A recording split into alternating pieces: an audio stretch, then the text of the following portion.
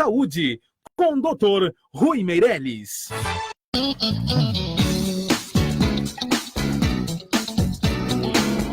De volta com mais um bloco aqui da Revista da Manhã, conversando com o Dr. Rui Meirelles. Ele que vai estar falando sobre remédios que reduzem a má digestão no estômago. Dr. Rui, bom dia e obrigado pela participação.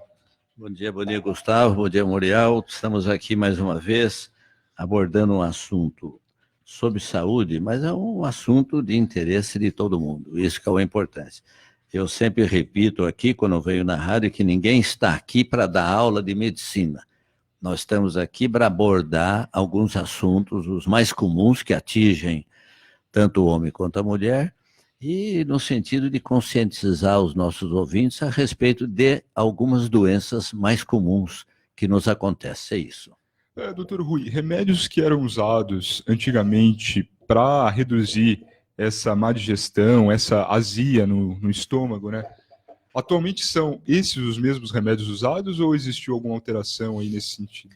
Olha, Gustavo, em tudo em medicina, como em qualquer tipo de tecnologia, vou fazer uma comparação para você. Há 30 anos atrás nós tínhamos uma TV branco e preto. Depois apareceu a colorida. As primeiras coloridas que chegaram, inclusive eu tive a oportunidade de ver uma das primeiras, você não via nada. Era colorido, mas você não distinguia nada. Agora, hoje você tem na área da tecnologia, no caso da televisão que nós estamos abordando, você vê televisões fantásticas, né? Então, em medicina, em qualquer outra ciência, a evolução é a mesma. Eu me formei há muito tempo atrás, e naquela época, como hoje, você tem as gastrites, que é a inflamação do estômago, você tem a esofagite, que é a inflamação do esôfago, você tinha, já conhecida naquela época, a doença do refluxo gastroesofágico. Então, todas essas doenças que incomodavam a pessoa, ou comia e tinha azia, ou arrotava muito, ou tinha peso no estômago, você tinha alguns medicamentos. No caso, por exemplo, da gastrite, das úlceras, se usava muito o leite. O leite se usava muito. Hoje o leite é contraindicado. Você vê como é que Sim. evoluiu a coisa? Você usava muito os antiácidos. Se a gastrite e a esofagite é provocada por excesso de acidez, o remédio naquela época era um remédio para bloquear a acidez produzida pelo ácido clorídrico do estômago. Agora, à medida que o tempo foi evoluindo, as pesquisas foram acontecendo, os novos remédios foram surgindo, então hoje o tratamento da gastrite, da esofagite, da doença do refluxo, são utilizados remédios mais modernos. E os mais modernos são remédios que bloqueiam a produção do ácido clorídrico. Então, o primeiro remédio que surgiu foi a ranitidina. Outro, a cimetidina. E com o passar do tempo, o remédio muito usado até o presente momento é o omeprazol. Qual é a função da cimetidina? Qual é a função da ranitidina? Qual é a função do omeprazol? E qual é a função dos remédios novos que bloqueiam a produção do ácido clorídrico? Tem um monte. Tem o pantoprazol, tem Exomex, tem uma série de remédios novos. Agora, o que é importante dizer aos nossos ouvintes é o seguinte, que há um tempo atrás saiu vinculado à televisão uma observação de que o omeprazol, que é um produto usado para bloquear a produção do ácido clorídrico, era também causador de câncer de estômago. Então, isso criou um dilema, todo mundo ficou preocupado, porque todo mundo toma omeprazol. Que o nosso amigo aqui do lado não toma omeprazol. Então, todo mundo toma omeprazol. Então, criou um problema para a comunidade que ouviu isso e que assustou todo mundo. O omeprazol nada mais é que ele diminui a produção do ácido clorídrico do estômago, certo? Então, depois que surgiu o omeprazol, surgiu o pantoprazol, e hoje tem uma série de medicamentos mais novos. O objetivo principal é bloquear a produção do ácido clorídrico no estômago. Doutor Rui, qual que é a função desse ácido no estômago? Então, se o ácido é produzido pelo estômago, evidentemente ele tem uma função. É isso, ele tem uma função. Senão Deus não faria o estômago e a mucosa do estômago produzindo o ácido clorídrico. Eu acho que isso é uma coisa normal. Assim como o ácido clorídrico, ele é produzido no estômago, você tem a secreção que é produzida pela vesícula, que é a bile, você tem a produção do hormônio produzido pelo pâncreas, que é, de um lado, a insulina e do outro lado, o suco pancreático, que vai cair lá no intestino para dirigir os alimentos. Então, o ácido clorídrico tem uma função importante. Agora, para determinadas pessoas, por uma série de fatores que depois nós vamos conversar, a produção do ácido clorídrico passa a ser a prejudicial para a pessoa, né? E uma das coisas que é desencadeada pelo ácido clorídrico são as gastrites, as úlceras gástricas, as úlceras no duodeno, e o tratamento hoje não se usa mais leite, não se usa mais o antiácido, que bloqueia a acidez produzida por ácido clorídrico. O que se usa mais hoje é o omeprazol, que nós estamos comentando, que foi colocado na TV que o omeprazol provoca câncer, então se criou um problema muito sério. É isso. Doutor Rui, existem alimentos que eles ajudam, né, a aumentar essa produção de ácido e prejudicar essa digestão no estômago? Então a gente tem sempre quando você fala em patologias, em doença do estômago e esôfago, e o doente vai no médico com uma queixa gástrica, peso no estômago, arrota muito, tem azia, etc., você tende a analisar se existe um problema orgânico nele, por isso que existe um exame de endoscopia, é um exame hoje feito de rotina, um exame que absolutamente não dói nada, você toma uma injeçãozinha, a pessoa dorme, o médico em 5 minutos faz um exame de endoscopia para saber o que está acontecendo lá dentro. O esôfago está inflamado? O estômago, a mucosa do estômago está inflamada? Existe uma úlcera dentro do estômago? Existe uma úlcera no duodeno? Existe um tumor do estômago? Existe um pólipo no estômago? Então você tem de fazer esse exame de endoscopia para ver aquilo que está acontecendo. Bom, isto é um exame para fazer o diagnóstico. Agora, você sabe, Gustavo, e todos nós sabemos que hoje a alimentação pesa muito nas queixas gástricas. Então, tem pessoa que come exageradamente pimenta,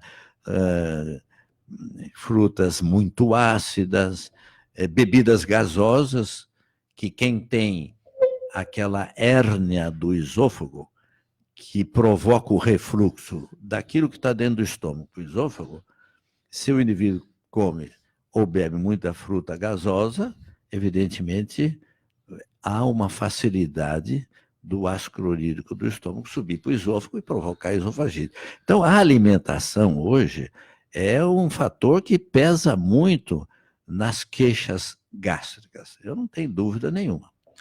Doutor Rui, eu escuto muito por aí, eu não sei se é mito ou verdade, mas quando as pessoas têm uma má digestão, alguma acidez, dizem que vou tomar um refrigerante, vou tomar uma água com gás. Isso é verdade ou é mentira que resolve o problema? Não, eu acho que nem sempre resolve, né? Aquilo que eu acabei de dizer para você, vai depender muito daquilo que o indivíduo tem. Por exemplo, vou dar um exemplo para você. Existe uma doença que chama doença do refluxo gastroesofágico. O que é isso? Quando você engole, o esôfago, o que é? O esôfago é um tubo. É um tubo. Quando você engole a comida, ele passa pelo tubo. Depois, o final do esôfago desemboca no estômago. Mas quando o esôfago passa por esse músculo aqui, chamado diafragma, ele passa num anel bem ajustado, bem apertadinho. Isso é o normal das pessoas. Sim. Quando esse anel é largo, vamos dizer, o esôfago fica balançando nesse anel, favorece o refluxo do conteúdo do estômago para o esôfago, provocando uma coisa que se chama esofagite de refluxo. Então, isso é uma doença muito comum hoje. Sim, doutor Rui, em relação a esses problemas, né, no estômago, muitos eles têm uma predisposição genética, por isso que a pessoa ela acaba desenvolvendo ali, ou tende a surgir mais por essa questão de alimentação, como o senhor estava comentando? Olha, Gustavo, você abordou uma coisa importante. Até parece que você está estudando medicina. Não, é verdade isso.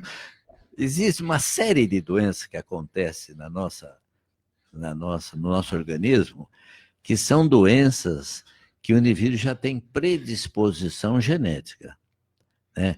Por exemplo, continuamos. Você aqui, sabe que tem famílias, muitos elementos da família que têm câncer de estômago.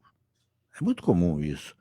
Então você vê que é uma predisposição genética daquela família ter tumor gástrico. Existem outras famílias que todos na família, o avô, a avó, o pai, a mãe, tem colesterol alto, tem triglicérides alto. Então os filhos têm uma predisposição de ter colesterol alto, como tem disposição para ter triglicérides alto, né? Eu mesmo conheço uma família aqui, cujo pai e a mãe têm 3 filhos, todos os filhos têm colesterol alto, né? Porque a mãe tem, o pai tem, o avô tem, e assim por diante. Então, existe uma série de doenças que a gente recebe dos familiares. São as doenças constitucionais. Vou dar um exemplo bem concreto. Você tem um olho meio castanho claro. O meu olho é um olho um pouquinho mais claro. Você vai morrer com essa cor do olho e eu também vou morrer com a cor do meu olho. Sim. Certo? Agora, isto é uma predisposição, eu já nasci assim. Assim como tem pessoas que herdam dos familiares algumas doenças. Hipertensão é uma delas, diabetes é outro, problemas alérgicos são comuns também numa família, problema do refluxo gastroesofágico que nós estamos abordando também. Então tem essas doenças chamadas constitucionais. Certo. Doutor Rui, e voltando sobre essa questão do omeprazol, né? Isso. O omeprazol, ainda ele é comercializado e pelos médicos ele é o mais indicado para esses problemas aí envolvendo o estômago? Esses problemas que envolvem esôfago, estômago, úlceras duodenais, úlceras gástricas, os bloqueadores de ácido clorídrico são mais usados. Entre os bloqueadores, nós temos o omeprazol, nós temos o pantoprazol, nós temos uma série de medicamentos novos cuja finalidade é bloquear a produção do ácido clorídrico. Eles são muito, muito, muito usados. Agora, voltando ao omeprazol e voltando àquilo que eu informei recentemente, de que saiu na televisão que o omeprazol provoca câncer do estômago, eu pedi para um colega que foi num congresso brasileiro de gastroenterologia e pedi para ele trazer a novidade sobre o omeprazol. Então ele trouxe, esse trabalho mostra, esse relatório que eu consegui mostra que existe um trabalho japonês e que esse trabalho realmente mostra que há possibilidade do indivíduo desenvolver o câncer no estômago quando se usa omeprazol ou os bloqueadores de ácido clorídrico durante muito tempo, né? Foi feita uma relação entre a ingestão desse medicamento, a tomada desse remédio e o aparecimento do câncer do estômago. Mas também existe, Gustavo, um outro trabalho aqui que foi feito mais ou menos com o mesmo objetivo e não foi confirmado. Então, quando você fala, por exemplo, quando nós abordamos esse assunto sobre câncer gástrico, você tem de analisar uma série de fatores para ver por que aquele indivíduo tem câncer no estômago. Então, eu vou citar alguns fatores para tirar um pouco da cabeça dos nossos ouvintes que o omeprazol ou os bloqueadores de ácido clorídrico são os únicos responsáveis pelo aparecimento do câncer. Por exemplo, aquilo que eu acabei de falar para você, fator genético. Fator genético é um fator bem evidente. O pai que já teve tumor de estômago, a mãe que teve tumor, etc., os filhos têm mais tendência, aqui em Valinhos mesmo, eu conheço uma família com essa característica, né? Tem vários elementos com tumor de estômago na família, é uma característica própria daquela família. Ora, existem outros fatores. Por exemplo, alimentação. Você pega uma alimentação copiosa, alimentação de pimenta e de muita comida pesada, etc., etc., são fatores para desencadear também o câncer do estômago. O indivíduo que fuma muito, é um outro fator que pode desencadear o aparecimento do câncer do estômago. Características genéticas. Nós sabemos, por exemplo, que os ocidentais, os orientais, os japoneses, no Japão, a incidência de câncer de estômago é muito grande. Eu tenho um parente que ficou 2 meses no Japão, e ele me mostrou uma coisa muito interessante, que em algumas cidades do Japão você tem um veículo, e que lá dentro desse veículo você tem alguns profissionais que fazem endoscopia. Então, o japonês está passando aí na calçada, entra lá, faz um exame de endoscopia para ver se ele tem ou não tem um câncer de estômago, certo? Sim. Então, isso é muito comum. No Japão é muito comum. Então, aí você tem um fator alimentar, você tem um fator do cigarro, você tem um fator genético, você tem um fator da bebida. O indivíduo que bebe muito sempre tem um problema gástrico.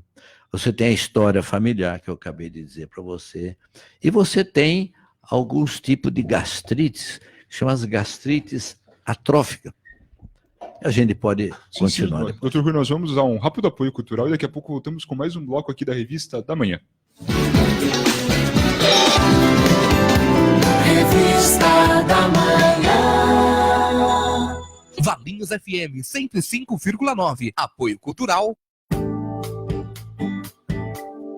Atenção você que vai construir ou reformar. Agora em Valinhos as melhores opções em pisos e porcelanatos. Baioco Pisos, as melhores marcas e os melhores preços. Pisos, porcelanatos, revestimentos, argamassas, rejuntes e muito mais. 24 anos de experiência no mercado de pisos em Santa Gertrudes, agora em Valinhos. Funcionários treinados e atendimento especializado. Tudo facilitado em até 12 vezes sem juros. Façam a visita. Baioco Pisos, Avenida Independência 1086, em Valinhos, próximo à Madeireira Independência, com estacionamento próprio. Telefone 999401232. Apoio Vilacol, Argamassas e Rejuntes Especiais. O Ministério da Cidadania e a Raymond traz para Vinhedo, no Memorial de Artes Adélio Sarro, o projeto Pintando com os Artistas. Exposição de artes gratuita entre os dias 28 de fevereiro até 29 de março, com as obras dos artistas plásticos Otone Gali Rosa e Elvio Santiago. Rua Ursa Maior, Mirante das Estrelas, em Vinhedo. Projeto Pintando com os Artistas. Exposição gratuita e aberta ao público. Mais informações no site sarrooficial.com.br.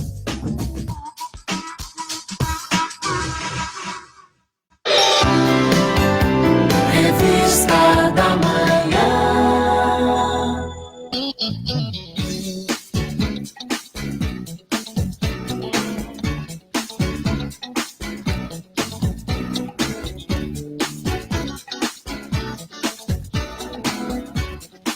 Volta com mais um bloco aqui da Revista da Manhã, conversando com o Dr. Rui Meireles. Hoje, a nossa pauta é sobre remédios para reduzir a má digestão, a acidez no estômago. O assunto envolve o estômago, o esôfago e questões do trato digestivo. Dr. Rui, qual que é a função do esôfago? Gustavo, o esôfago, nós temos um aparelho digestivo. O aparelho digestivo começa aqui em cima, né? Começa com a boca, tem o esôfago, tem o estômago, tem o duodeno, tem o intestino fino, o intestino grosso, a ampola retal lá embaixo e o ânus, né? Esse é o aparelho digestivo. E o aparelho digestivo, para que o indivíduo tenha uma boa digestão, ele consiga ter uma alimentação razoável e viver bem, não basta ter o tubo digestivo. Você tem uma série de outras glândulas que lançam no aparelho digestivo alguns hormônios, alguns produtos para ajudar a digestão dos alimentos. Então você tem o fígado, né? O fígado produz o suco biliar, o suco biliar fica retido na vesícula, a vesícula contrai quando o alimento cai lá no aparelho digestivo para ajudar a digestão dos alimentos. Você tem o suco pancreático, né? O pâncreas produz um suco que cai no aparelho digestivo e vai ajudar a digestão. O próprio estômago produz uma série de secreções, inclusive o ácido clorídrico, que é o motivo da nossa conversa no dia de hoje, que também ajuda. Então, o aparelho digestivo, ele vai desde a boca até o ânus, e é fundamental na nossa vida. Agora, Gustavo, eu acho que a gente poderia abordar novamente a questão do omeprazol, Sim, para a gente tranquilizar os nossos ouvintes, né? sim, sim. Porque muita gente fica preocupada. Será que eu estou tomando omeprazol durante muito tempo? Será que isso vai fazer mal para mim ou não? Então, eu acho que a gente tem de orientar os ouvintes da rádio comunitária para não ficar apavorado. O omeprazol é excelente, né? A única coisa que a gente precisa é não ficar tomando esse remédio pro resto da vida, certo? Mas a indicação precisa tanto do omeprazol, que é o remédio mais antigo, porque a ranitidina saiu da praça, era um bloqueador de ácido clorídrico, mas atualmente foi suspenso. Então tem o omeprazol e tem outros remédios novos que úteis. O que a gente não quer é apavorar os nossos ouvintes, é mostrar que esse remédio é bom e tem indicação e a pessoa tem de tomar quando o médico indica. Doutor Rui, qual seria o excesso do uso do omeprazol? Por exemplo, aquele trabalho que eu pedi para trazer, depois que houve aquela reunião da Sociedade Brasileira de Gastroenterologia, ele orienta no seguinte sentido: você não deve tomar esses bloqueadores durante muito tempo. Você toma durante 40 dias, depois para um tempo, depois pode voltar a tomar. Claro que antes de tomar o omeprazol ou qualquer outro bloqueador de ácido clorídrico, a primeira coisa é fazer o diagnóstico. Sim, sim. É a primeira coisa. Você não vai ficar tomando o omeprazol sem saber o que você tem. Então tem de fazer um diagnóstico. O diagnóstico do aparelho digestivo alto, hoje, é já um exame de rotina, que é o exame endoscópio. Então você põe um aparelhinho aí, o médico especializado nessa área bota o aparelho, vê se tem alguma coisa no esôfago, vê se tem hérnia do hiato esofágico, vê se tem refluxo, depois cai no estômago, vê o que tem lá dentro do estômago, se é uma simples gastrite, ou se é um pólipo, ou se é um tumor, desce um pouquinho mais no duodeno e vê se tem uma úlcera duodenal ou não. Então, antes de tomar qualquer medicamento, para qualquer coisa, tem de ser feito o diagnóstico. Então, eu acho que aí, no caso, tem de procurar o médico, um clínico geral ou um especialista na área do aparelho digestivo para fazer um diagnóstico preciso e prescrever o remédio preciso também. Sim, sim. Doutor Rui, o senhor, já que tem vários anos, né, de experiência trabalhando com medicina, como médico aqui em Valinhos, o senhor acredita que muitas pessoas acabam postergando muito a ida no médico, sobretudo quando é uma questão do trato digestivo, uma questão envolvendo o estômago, e se automedicam com omeprazol e outros remédios, sem saber de fato qual que é o diagnóstico? Olha, Gustavo, isso que você está perguntando, eu respondo muito categoricamente. Existe sim, viu? E não é só do aparelho digestivo. Por exemplo, fulano tem pai hipertenso, tem a mãe hipertenso, e nunca foi no médico, ele precisa ir no médico para ver se ele não tem uma hipertensão. Existe uma hipertensão constitucional, aquilo que nós falamos anteriormente. Todos os elementos daquela família são hipertensos. Então, o fato de você não sentir nada quando tem hipertensão, porque o jeito que tem hipertensão, ele fala, eu tenho tontura, eu tenho dor de cabeça, mas não é assim. Às vezes o sujeito tem uma pressão alta e não sente absolutamente nada. Então, eu acho que aí tem de procurar um profissional, ver se realmente ele tem hipertensão, ver se ele tem diabetes, porque tem vários componentes da família que tem diabetes, ele tem de fazer uns exames para ver. Se ele for diabético, tem que tratar, se ele for hipertenso, tem que tratar, se ele for convulsivo, ele tem que tratar, e se ele for Se tiver um problema de aparelho digestivo, ele tem que tratar. Tanto de aparelho digestivo alto, que é azia, eructações, arrota muito, tanto do aparelho digestivo baixo. Tem diarreia, ou prisão de ventre, ou está perdendo sangue pelas fezes. Tudo isso tem de ser feito um diagnóstico. Agora, repetindo, respondendo aquela pergunta que você fez, tem muita gente que realmente sente problema e não procura o profissional, né? Toma um remedinho aí, receitado pela comadre ou pela vizinha, né? Sim, sim.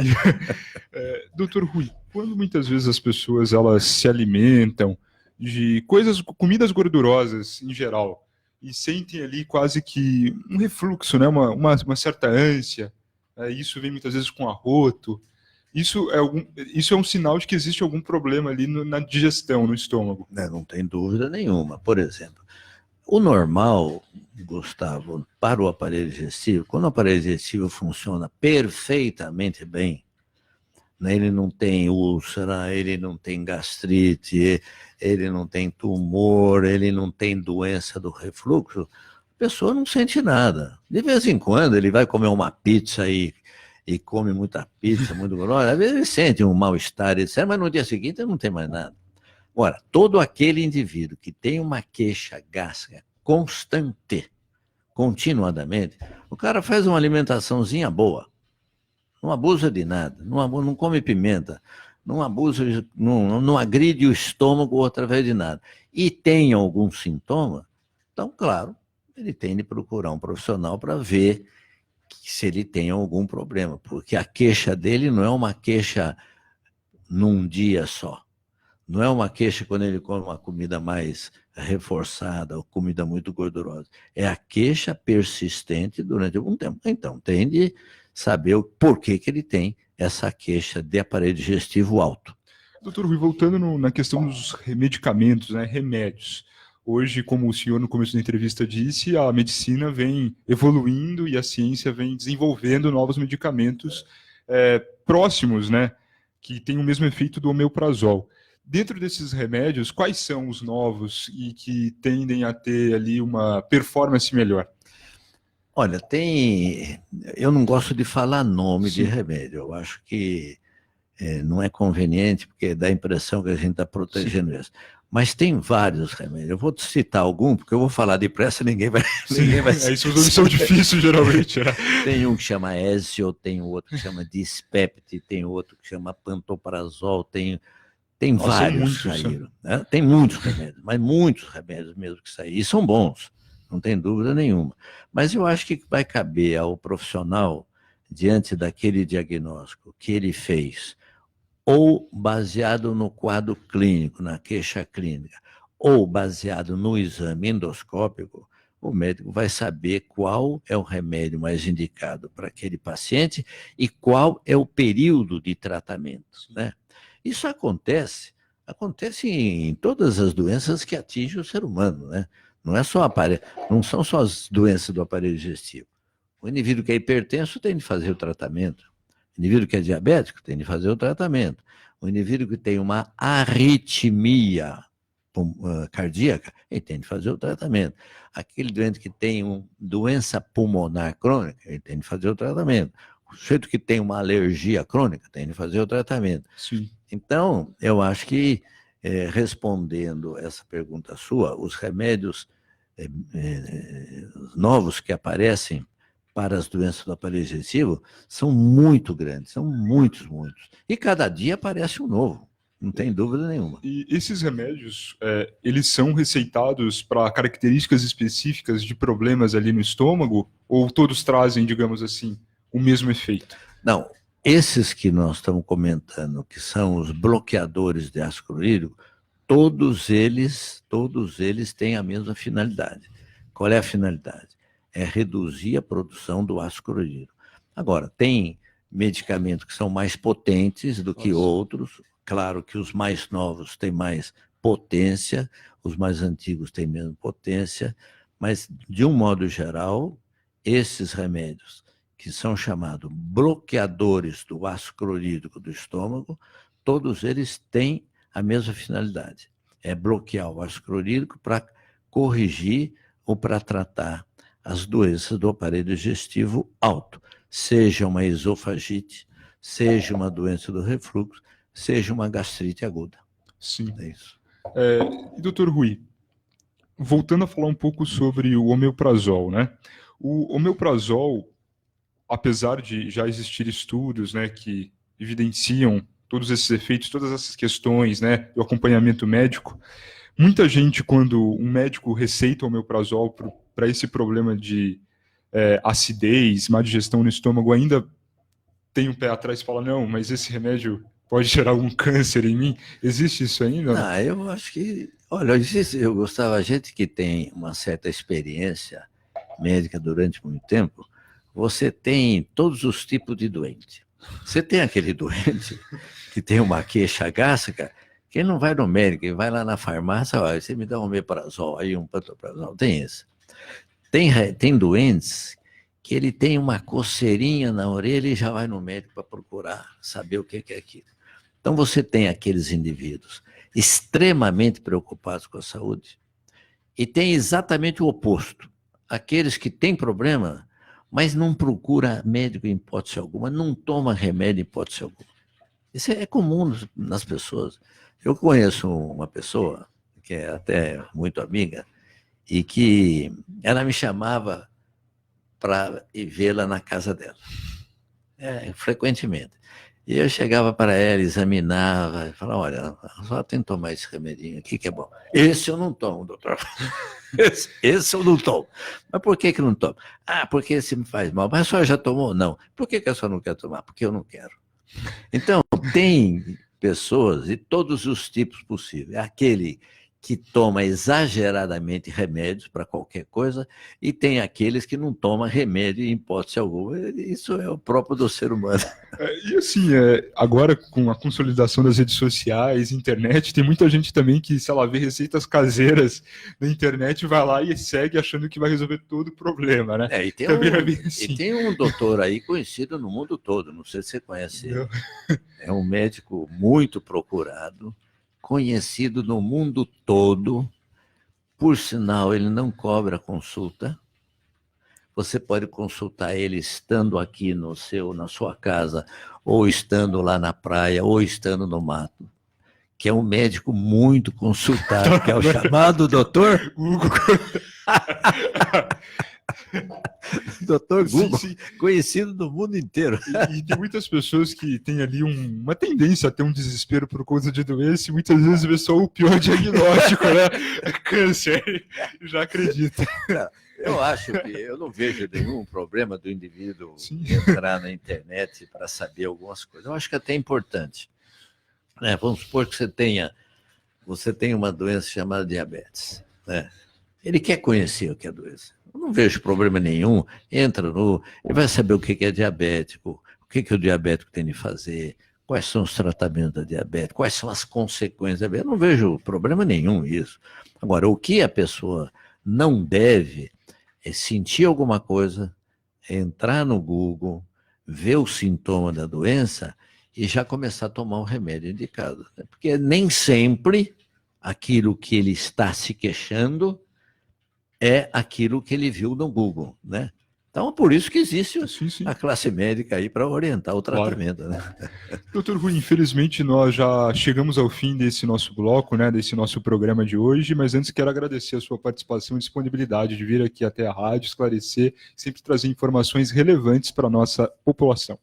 Gustavo, eu sempre falo para a Roseli, e estou falando para você, que eu agradeço essa oportunidade. Por que eu agradeço a oportunidade?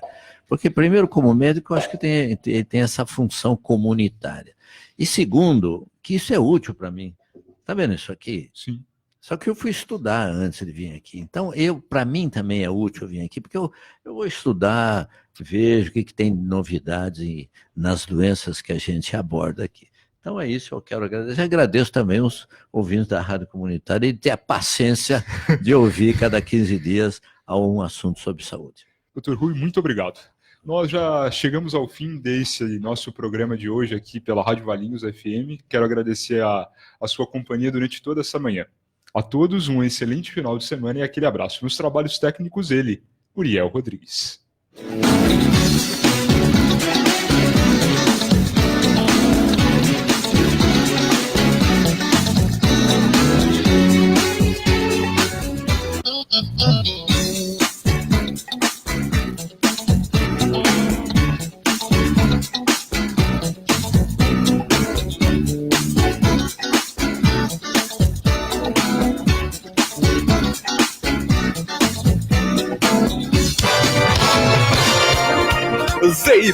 ZYM 825, Rádio Valinhos FM, operando em frequência modulada 105,9 MHz, Rua Padre Manuel Guinot, número 74, telefone 3871